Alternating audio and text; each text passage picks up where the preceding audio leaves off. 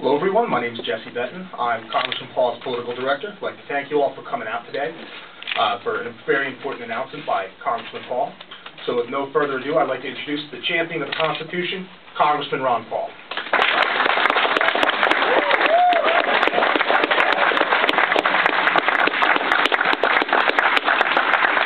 Thank you very much. I'm delighted to be here, and thank you for coming.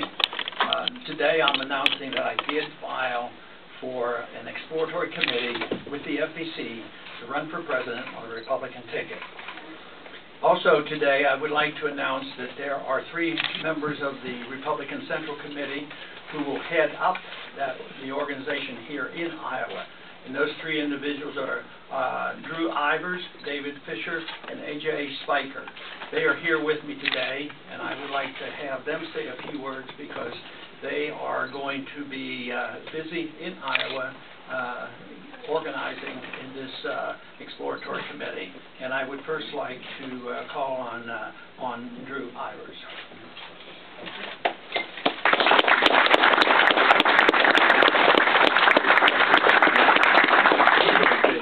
I have prepared statements, so I would like to read some thoughts that I have, prepared remarks, and we have copies back on the back if you would like. But, you know, as an official of the Republican Party of Iowa, I am thrilled to support Congressman Ron Paul as a candidate for the Republican nomination for President of the United States. Why? Why am I excited about this candidate?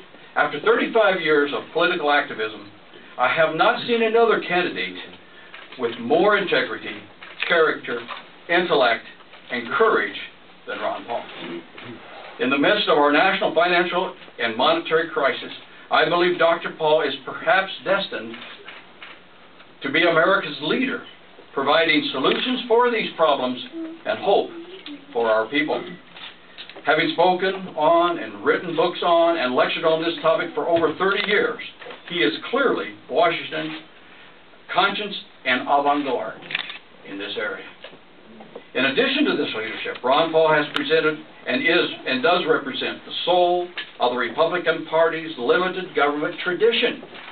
And the old cry, "that which governs least governs best," is the motto of conservatism and republicanism, and I believe is embodied in the 22-year voting record of Ron Paul. Of the many challenges we face in America today, the immorality of spending money we don't have is perhaps the gravest threat we face. Ron Paul has never voted for an unbalanced budget. He has never voted to raise taxes. He has never voted for government regulation of private enterprise. And thus he has never voted to spend money we don't have. It's the spending that is at the heart of our problems. And Ron Paul is Washington's undisputable champion with an unmatched record of fidelity and consistency on this issue. Congressman Paul alone has the credentials to claim leadership in this area of spending within our means, without borrowing and without printing. Lastly, Dr. Paul's positive message of personal responsibility and constitutional government is our founders' formula for success, which leads to liberty and prosperity and peace. I believe his message of individual liberty, small government, sound money, free markets, and a non-interventionist foreign policy will connect with the Iowa Republicans in this upcoming election. And consequently, I believe that we are able and will be able to build an organization and compete very well in this first-in-the-nation caucus state. So, we look forward to the straw poll in Ames in August and for the caucus in February. Thank you all for coming out.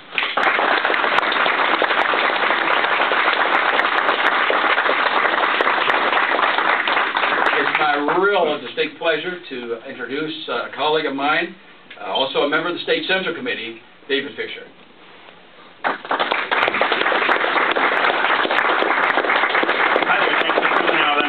Fisher, and I'm humbled to have the honor of helping to lead Congressman Paul's Presidential Exploratory Committee here in Iowa.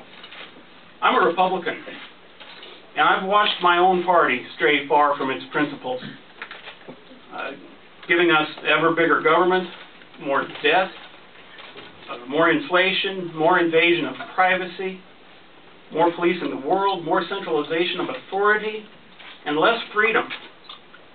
I've stepped up to lead my party, to call the GOP back to its roots, its constitutional roots of bringing us a constrained government that will deliver more freedom and more peace and prosperity. Ron Paul is a real Republican.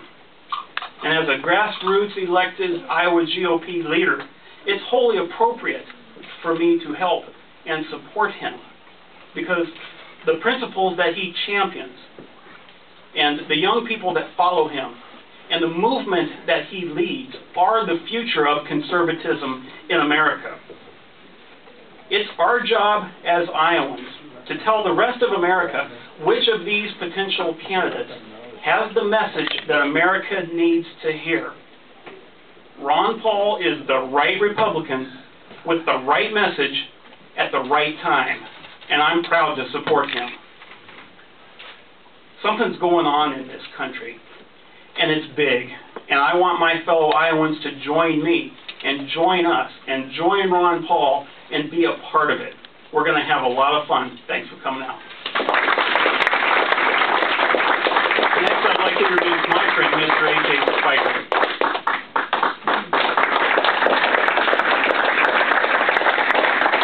Thank you, David, and thank you, Congressman Paul, for coming to the First in the Nation caucus state to make your announcement. It's my pleasure to be part of Congressman Paul's leadership team here in Iowa, and I look forward to working with the Congressman to restore the ideas that have made America great. The ideas of individual liberty, constitutional government, sound money, free markets, and a pro-American foreign policy. Thank you all for coming, and have a great day.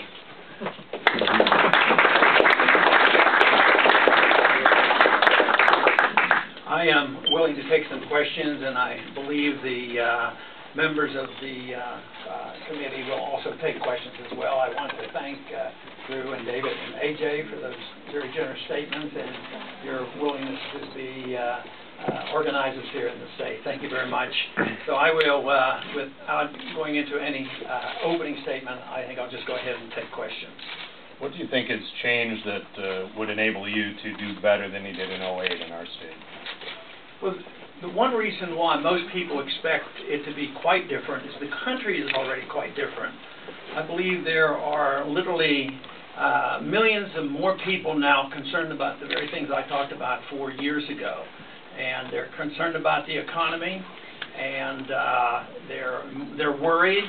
The conditions are deteriorating, and the very things I talked about are the things that are most important. It is the excessive spending, the entitlement system, the foreign policy, as well as the monetary system. And the number of people who become aware of this, I think,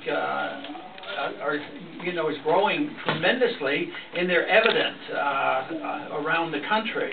So the anticipation, of course, would be that it will be a much, much more significant campaign if it comes to a campaign announcement when that comes about.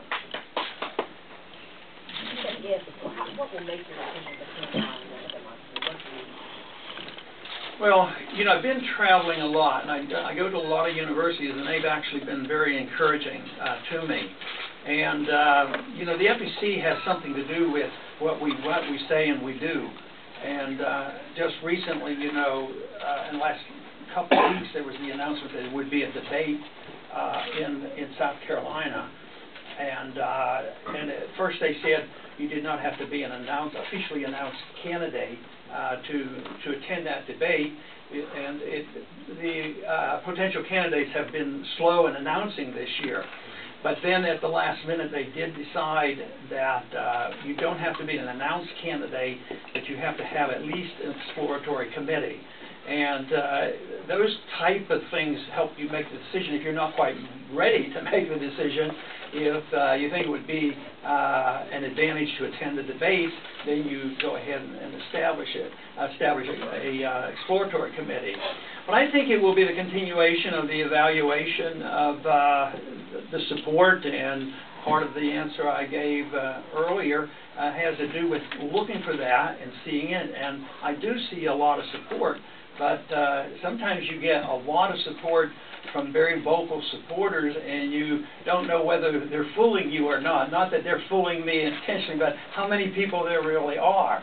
And I think that's a full evaluation, but there's a lot more to it. You know, are you able to raise the necessary funds and get the volunteers together? And so it's a continuing evaluation. But I do intend to make a firm decision in the not too distant future. I would be very surprised if I don't make that decision to go one way or the other in the month of May. Why is Ron Paul not Rand Paul? You'll have to ask Rand Paul what he's up to. He said he was waiting for you. Well, I'll have to talk to him about that. How about a Paul ticket? Well, people have mentioned that. It would be a bit unusual. Barack Obama had a decent chunk of the youth vote in 2008. Based on what you've seen so far, do you think you'll take the youth vote, or will Mr. Obama? Are you talking about the youth vote?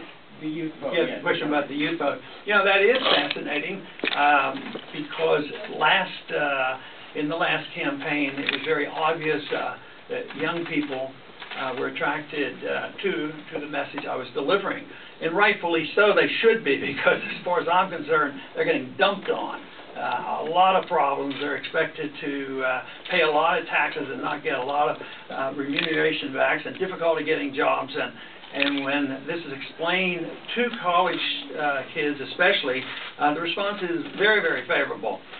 And in the last campaign, the truth is that other Republican candidates did not have the same attraction to the young people. It was more or less like, well, they weren't that important. And a lot of them went to Obama, which sort of was pretty strange to me, because our views were quite different. But then if you listen carefully, there were some things that Obama was saying that young people were interested in, like we really want to have change and have a different system and have some reforms, and even as was once promised, a more humble foreign policy, so that was more or less promised again. So many of them responded. But I think there's a lot of disenchantment there right now, to tell you the truth. And I just don't think that the massive young people who young people generally lead a revolution. And I see what we have been trying to do for the last 5 years or more as an intellectual revolution, a change in ideas on foreign policy, a change in idea on monetary policy, a change in attitude about the entitlement system, a change in an attitude about protecting personal liberties. And to me, it's a change in these ideas, and it is intellectual. I believe politicians so often reflect an intellectual climate, and that's where we're seeing tremendous interest in what we're doing. I think that Obama will not be able to hang on to that enthusiasm of the young people because of what's been happening in the last couple of years. Ron, quick question for you on the Fed policy. If you were to become president, Pardon me? Fed policy question for you. What is your thoughts on Fed policy and the risk of inflation? When will? What's your thoughts on the current Fed policy? In terms of inflation? I don't know. Your thoughts on Fed policy? Yeah, inflation specifically. Oh, okay. Well, that question's down my alley. At least since tomorrow, there's going to be a major change in the way our foreign policy is being monitored in this country, is that there will be a first press conference by the Federal Reserve Board chairman. And this is significant because that is a reflection of a grassroots movement that pushed the Congress into trying to find out more about what the Fed is doing and what they did do in the bailout. and we're finding astounding things. So the monetary policy is, to me, a very, very significant issue, because if you want to curtail spending, and it seems like everybody's talking about it, but I don't know how sincere they are, but if you want to do that, you can't do it without addressing the inflationary system, because Congress does not have to act responsibly. If they can run up a debt, they can tax to an extent, borrow to an extent, and they still don't have enough money in Washington, so they've resorted to printing up money. Then they get into trouble, and then they massively print up money. And what has happened in these last couple of years? They did exactly what, they perpetuated the same policies that gave us our crisis. It was too much spending and borrowing and inflating and regulating. But the inflationary problems, the creation of new money is historic. World history has never seen the monetary inflation that we have seen in the last couple of years. Trillions of dollars, unmonitored by the Congress. And guess what that inevitably leads to? Higher prices. Higher prices will be the key issue in the next year's election, because people already know that prices are going up. And to some who might make profit, they might not think it's a bad deal. But when it's the American consumer who suffers because their standard of living goes down, their cost of living goes up, and they don't have jobs, and then they see interest rates cropping up, this is a big deal, and it is related to the Federal Reserve System. The problems that we're seeing around the world today are related to the fact that all countries are suffering the same problem, because this phenomenon is worldwide. We issue the world currency, the reserve currency of the world. That gives us the privilege of exporting our money, and unfortunately our jobs and our businesses. And the countries that you see rioting going on right now, you hear all sorts of explanation, but most of those places where they're rioting, they're upset about the cost of food. And this is what it comes to. And one day there's going to be a lot of unrest in this country because the cost of living is going up, and the only thing left for Bernanke is to print more money, and it makes the problem that much worse. So monetary policy is key, and we have to address it. And I believe that is going to be my last question, and I thank you for coming. Yeah. All right.